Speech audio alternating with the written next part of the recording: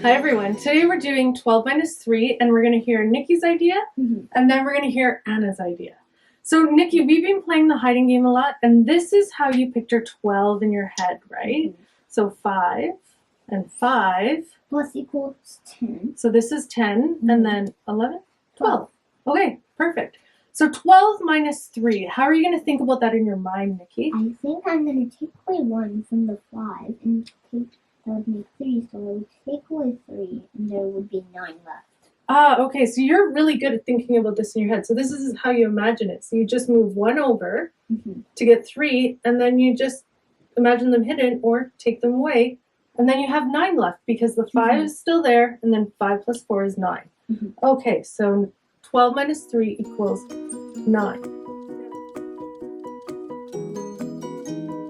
Anna, what's your solution? Okay, my solution is I'm going to split this 3 into 2 and 1.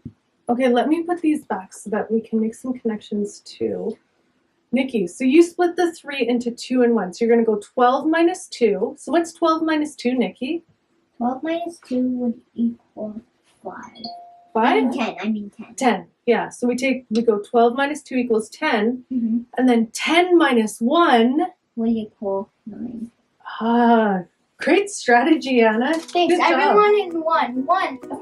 3, 2, 1. Let me try.